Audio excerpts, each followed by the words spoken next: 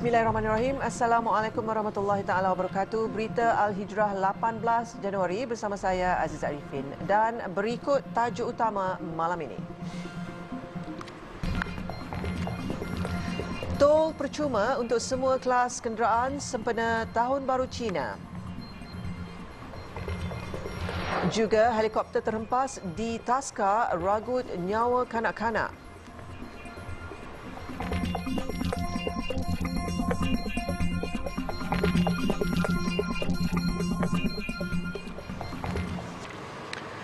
Pengguna lebuh raya seluruh negara melibatkan semua kelas kenderaan bakal menikmati tol percuma pada 20 dan 21 Januari sempena sambutan Tahun Baharu Cina. Perdana Menteri Datuk Seri Anwar Ibrahim berkata pengecualian bayaran tol selama 2 hari itu akan melibatkan peruntukan RM40 juta. Menteri Kejaran Raya dan Menteri Pengangkutan telah mengambil inisiatif bincang dengan syarikat konsesi dan setuju supaya ditiadakan tol bagi 20 dan 21 hari bulan. Jadi lepas itu tolong bayar. Baik. Jadi untuk memudahkan kena ramai yang akan pulang ke kampung, bukan saja Cina tetapi juga Melayu, India, semua yang lain akan bersama-sama. Beliau berkata demikian pada sidang media selepas mesyuarat Kabinet di Putrajaya hari ini. Masyarakat Cina akan menyambut perayaan Tahun Baru Cina pada 22 dan 23 Januari ini. Datuk Seri Anwar Ibrahim turut menitipkan pesanan agar mereka yang pulang bercuti supaya berhati-hati dan mematuhi semua peraturan jalan raya yang ditetapkan. Sementara itu, dalam sidang media sama, kerajaan memutuskan untuk melantik Pesuruhjaya Kanak-kanak bagi menganggotai Suruhanjaya Hak Asasi Manusia Suhakam susulan peningkatan kes penderaan dan masalah sosial melibatkan golongan berkenaan. Datuk Seri Anwar Ibrahim berkata pelantikan Pesuruhjaya Kanak-kanak itu juga disifatkan sebagai satu cabang khas berotonomi di bawah Suhakam. Kita juga telah minta supaya Timbalan Perdana Menteri Datuk Seri Zahid memfungsikan tangguhkuasa sosial untuk meneliti semua masalah yang terkait juga di bawah penyelenggaraan Datuk Nancy Shukri. Isu penderaan terhadap kanak-kanak kerap dilaporkan media baru-baru ini dan situasi ini amat membimbangkan. Pada 5 Januari lepas, 3 individu termasuk kakak mangsa didakwa mendera kanak-kanak lelaki 4 tahun sehingga maut dalam kejadian di Senggarang, Johor Bahru. Dan pada 15 Januari lalu, seorang pengasuh Taman Asuhan Kanak-kanak Taska mengaku tidak bersalah atas 7 pertuduhan mendera seorang bayi lelaki berusia 4 bulan sehingga koma. Datuk Seri Anwar Ibrahim turut mengarahkan jemaah menteri untuk mengambil serius dan meneliti setiap teguran laporan Ketua Audit Negara 2021 tentang soal perbelanjaan, ketirisan yang tidak menepati syarat serta peraturan. Laporan tersebut menurut Datuk Seri Anwar telah diteliti pada mesyuarat Kabinet hari ini, namun beliau memilih untuk tidak mengumumkannya bagi memberi ruang kepada badan-badan di bawah kementerian untuk menjawab. But my point is every single ministry must take it as part of their responsibility to look at the criticisms of their ministry, although this happened in the past, in order to remind our public servants that it is their duty to keep their integrity and work kompetensi intact. Jelas beliau, Jabatan Audit Negara akan mengumumkan laporan itu pada waktu yang sesuai dan dibentangkan dalam sidang parlimen akan datang. Laporan sedemikian katanya penting kerana ia mengesan kesilapan yang sama seperti kurang pengawasan, membiarkan ketirisan dan menyerahkan kepada syarikat-syarikat yang tidak mengikut peraturan. Tambah Datuk Seri Anwar, laporan audit itu merujuk kepada beberapa kejadian dan masalah tertentu tetapi tidak semestinya berkaitan rasuah kerana ia bukan dalam bidang kecekapan pihak audit, sebaliknya lebih kepada tujuan untuk mengenal pasti masalah.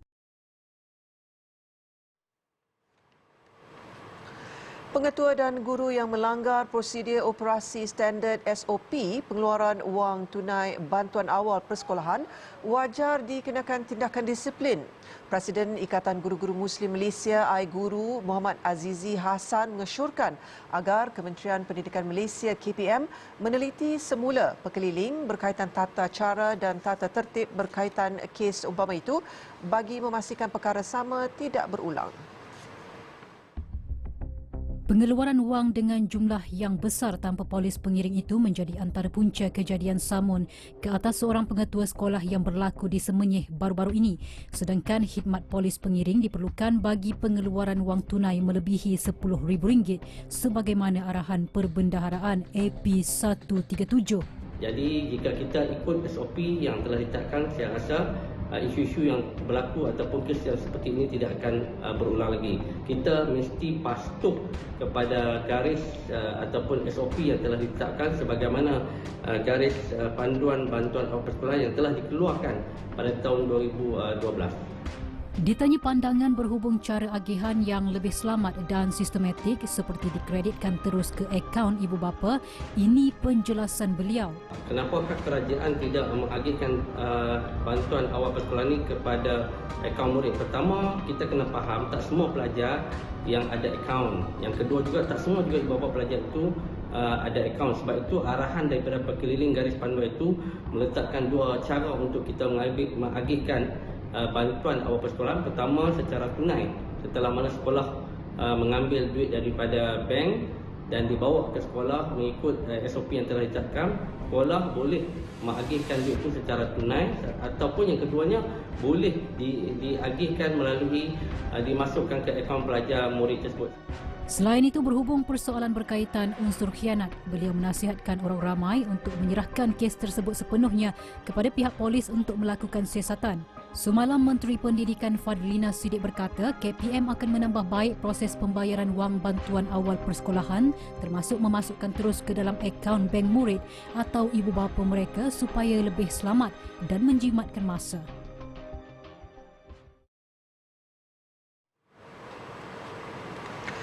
Mayat manusia dikerat 6 bahagian yang ditemui dalam bagasi di tepi Lebuhraya Utara Selatan Plus semalam disahkan seorang lelaki warga asing dan bukan beragama Islam. Ketua Polis Daerah Sungai Buloh, Superintenden Syafaatun Abu Bakar berkata, maklumat tersebut diperolehi hasil proses bedah siasat ke atas mayat mangsa hari ini. Syafaatun berkata punca kematian mangsa akibat pelbagai kecederaan menggunakan senjata tajam dan tumpul yang dikesan pada anggota badannya. Ketika ini, polis masih menjalankan siasatan lanjut untuk mengenal pasti identiti sebenar mangsa serta suspek yang bertanggungjawab melakukan jenayah itu. Setakat ini, polis sudah merakam percakapan seorang saksi berhubung kes bunuh terbabit. Semalam, sebuah bagasi hitam yang mengandungi beberapa bahagian badan manusia ditemui orang awam di tepi Lebuhraya Plus. Kes disiasat ke Seksyen 302 Kanun Keseksaan kerana membunuh.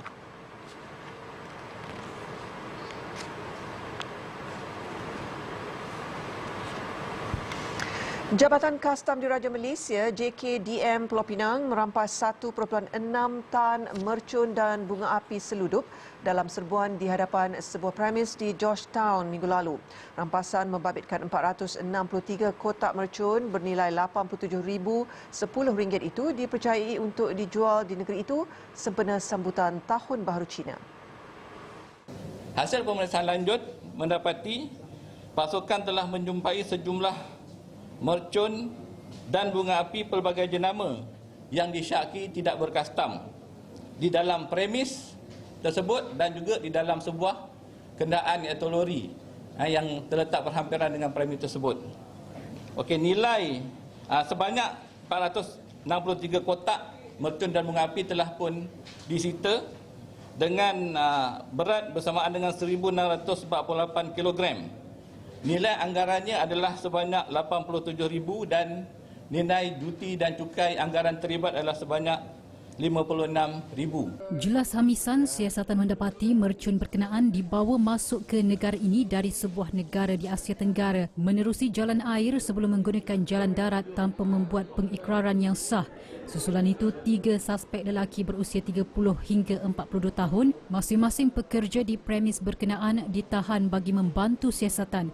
Kes disiasat mengikut Seksyen 135-1-D Akta Kastam 1967. Sabit kesalahan boleh dikenakan denda tidak kurang dari 10 kali nilai barangan atau RM50,000, yang mana lebih besar dan tidak lebih daripada 20 kali nilai barangan atau RM500,000, atau dipenjarakan tidak melebihi 5 tahun atau kedua-duanya sekali bagi kesalahan pertama. Hamisan berkata demikian pada sidang media di Stor Penguatkuasaan Bagan Jermal, Butterworth hari ini.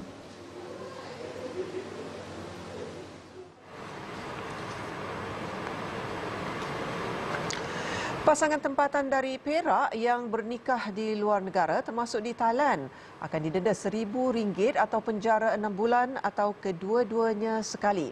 Menteri Besar Perak Datuk Seri Saarani Mohamad berkata pasangan terbabit juga perlu mendaftarkan semula perkahwinan mereka di negeri itu bagi mengelakkan sebarang permasalahan pada masa hadapan.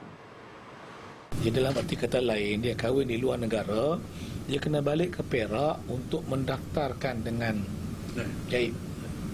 Okay. Jadi kalau dia betul pernikahan itu betul sah berlaku, daftarlah. Kan, adalah denda kena.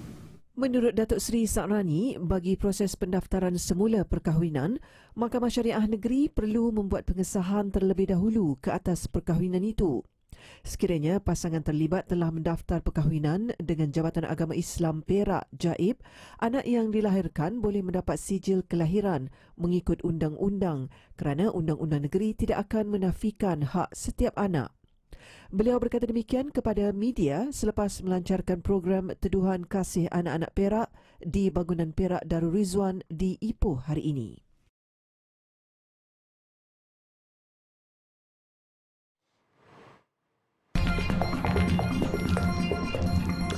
OPR naik lagi. Alhamdulillah bertemu kembali. Tiada kes strok dilaporkan untuk vaksin Comirnaty Bivalent COVID-19 berdasarkan data yang dikemukakan kepada bahagian regulatory farmasi negara NPRA oleh syarikat Pfizer Senin Berhad. Ketua Pengarah Kesihatan Tan Sri Dr. Nur Hisham Abdullah bagaimanapun berkata pihaknya akan terus memantau keselamatan semua jenis vaksin COVID-19 di negara ini susulan dakwaan kononnya vaksin jenis Comirnaty Bivalent COVID-19 boleh menyebabkan strok iskemik. Beliau berkata demikian bagi mengulas artikel yang diterbitkan Reuters mengenai ancaman kesihatan akibat penggunaan vaksin itu. Mengulas lanjut, Dr. Nur Hisham berkata, semua signal keselamatan yang telah dikesan perlu disiasat dan dinilai terlebih dahulu sebelum disahkan. Namun begitu, beliau berkata, tiada signal keselamatan menunjukkan pengambilan vaksin itu boleh menyebabkan strok iskemik dikesan melalui lain-lain sistem pemonitoran keselamatan di Amerika Syarikat dan negara rujukan lain. Tambah Datuk Dr. Nur Hisham, vaksin bivalent itu sudah mendapat kelulusan pendaftaran bersyarat daripada bahagian Regulatory Farmasi Negara NPRA KKM pada 13 Disember lalu, namun ia masih belum digunakan di negara ini. Memandangkan vaksin ini diberikan kelulusan pendaftaran bersyarat pada 13 Disember 2022, pihak syarikat mesti mengemukakan data keselamatan terkini secara berperingkat selepas vaksinasi. NPRA katanya akan mengikuti rapat data serta analisis di negara rujukan mengenai vaksin ini dan semua vaksin COVID-19 yang digunakan di negara ini bagi memastikan keselamatan rakyat. Bank Islam menganjurkan kadar dasar semalaman OPR akan meningkat sebanyak 50 mata asas kepada 3.25%. Ketua Ahli Ekonomi Bank Islam Malaysia Berhad, Firdaus Rosli berkata, kenaikan OPR pada kadar 25 mata asas itu diunjur esok, manakala 25 mata asas lagi pada Mac ini.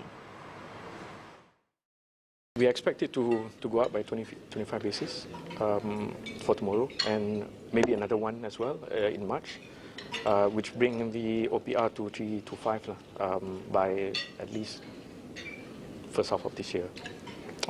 And then, like I said, Bank Negara will probably reassess the situation as to where the global economy will head, in particular the euro area, because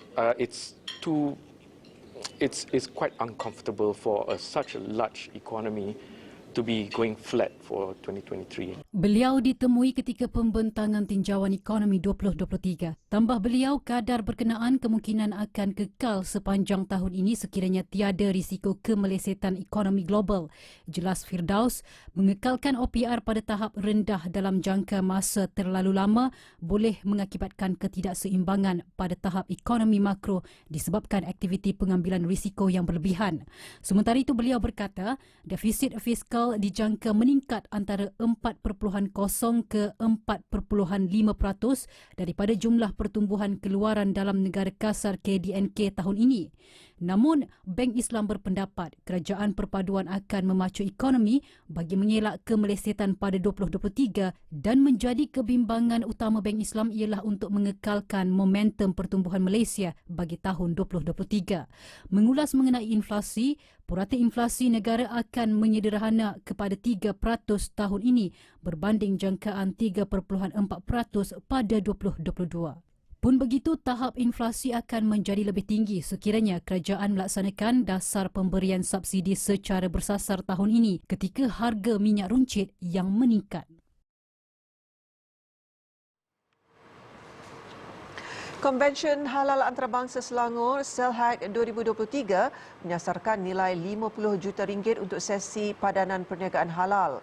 Menteri Besar Selangor Datuk Seri Amiruddin Syahari berkata sasaran baru itu ditetapkan berikutan jumlah nilai padanan perniagaan pada Selhag 2022 mencapai nilai RM38 juta. Kita letakkan sasaran yang agak rendah, sekitar 50 padanan perniagaan yang mungkin dapat dihasilkan. 50 juta? 50 juta maksud saya.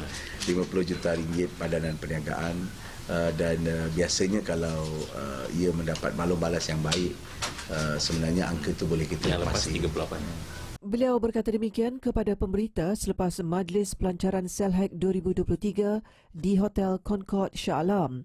Tambah Datuk Seri Amiruddin, Selhag merupakan peluang keemasan buat syarikat tempatan untuk membangunkan rangkaian perniagaan bersama syarikat antarabangsa dalam sektor halal.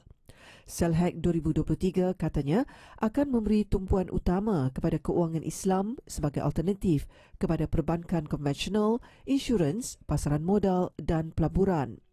Selhag 2023 yang bakal diadakan di Pusat Dagangan Dunia Kuala Lumpur WTCKL bermula 10 hingga 12 Mac depan turut menyasarkan lebih 8,000 pengunjung dengan tema Selangor Gerbang Halal Antarabangsa.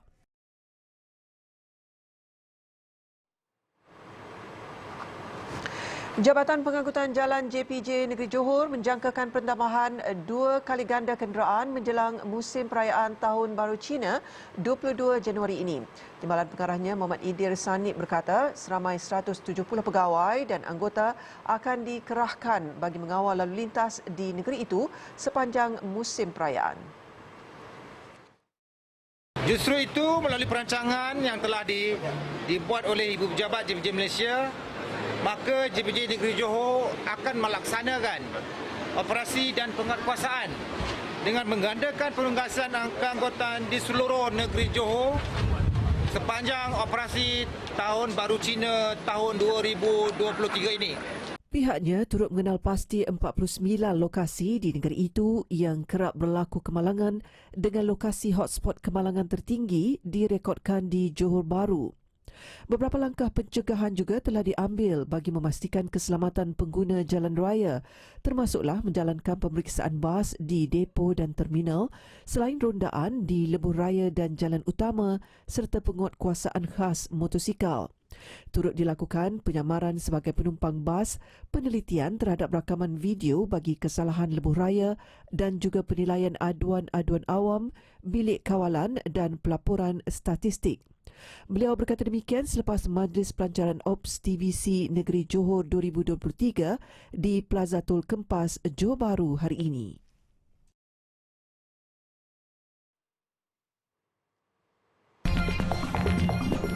Nahas pesawat Yeti Airlines operasi belum berakhir.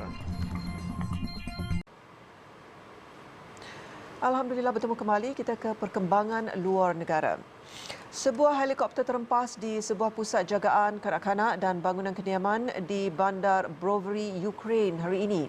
Insiden itu telah mengorbankan 16 nyawa termasuk Menteri Dalam Negeri Ukraine Denis Monastrisky dan beberapa pegawai tertinggi kementeriannya. Ketika kejadian, terdapat ramai kanak-kanak dan kaki tangan di taska berkenaan. Menerusi video yang dikongsi di media sosial, kebakaran jelas kelihatan di sebuah bangunan yang memaksa orang ramai bergegas untuk keluar dalam keadaan panik dan tidak terkawal. Kesemua mangsa yang terselamat kini sudah dipindahkan. Insiden itu turut mengorbankan 2 kanak-kanak. Setakat ini tiada sebarang bukti yang dapat menjelaskan punca helikopter itu terhempas.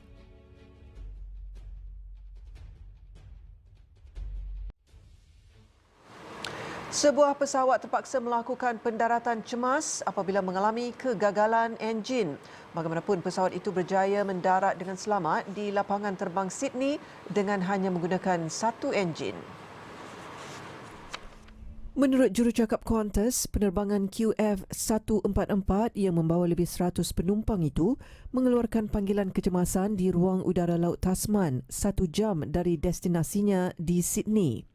Pendaratan cemas itu dilakukan kira-kira jam 3.30 petang waktu tempatan. Tambahnya, 5 jentera bomba bergegas ke landasan untuk memeriksa keadaan enjin kiri pesawat selepas mendarat. Ambulans New South Wales dan paramedik turut dikejarkan untuk memberi bantuan. Pihak Qantas akan berkongsi lebih banyak maklumat selepas pesawat itu dinilai oleh jurutera mereka.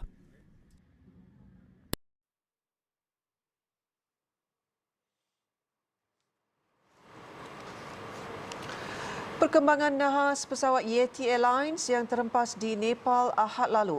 Pasukan penyelamat berdepan cabaran untuk mengeluarkan baki cebisan mayat di dalam pesawat berkenaan dan terpaksa bekerja hampir 24 jam di kawasan nahas. Keadaan pesawat malang itu yang terhempas ke dalam jurang yang dalam menyukarkan kerja-kerja mengeluarkan cebisan mayat. Menurut pasukan penyelamat, keadaan mayat yang hancur menyukarkan usaha mengenal pasti identiti mayat. Oleh itu, cebisan mayat diperlukan untuk ujian DNA bagi mengesahkan identiti mangsa sebelum diserahkan kepada keluarga. Setakat ini, kesemua mayat mangsa telah dijumpai, namun pencarian tetap diteruskan bagi mencari saki-baki mayat. Pihak berkuasa sebelum ini memaklumkan kesemua 72 penumpang dan anak kapal maut dalam nahas udara terburuk di Nepal dalam tempoh 3 dekad itu. 8 mayat telah diserahkan kepada ahli keluarga setakat ini, manakala bakinya masih menanti keputusan DNA.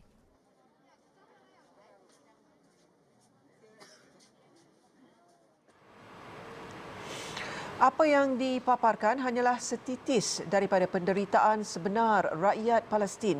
Itu respon pengarah filem Farha Darin J. Salam terhadap kritikan rejim Israel kepada karyanya yang mengetengahkan peristiwa Hari An-Nakbah. Menurut pengarah filem dari Jordan itu, filem Farha mengisahkan cabaran hidup seorang wanita Palestin yang berdepan kekejaman rejim Zionis dalam peristiwa Nakbah atau Hari Malapetaka 1948, di mana jutaan rakyat Palestin dihalau untuk pembentukan negara haram Israel. Menurut Darin, ilham menghasilkan sebuah filem berkisahkan peristiwa Nakbah tercetus setelah beliau menemui dan mendengar sendiri pengalaman pahit daripada beberapa mangsa sebenar peristiwa itu. Menurutnya, kisah mereka harus difilemkan agar dunia dapat menyelami lebih jelas apa yang dihadapi rakyat Palestin. Israel bagaimanapun mengutuk keras filem berkenaan dan mendesak ia digugurkan daripada disiarkan di dalam platform Netflix. Rejim haram itu turut cuba menyekat pencalonan filem Farha daripada dicalonkan dalam anugerah Oscar.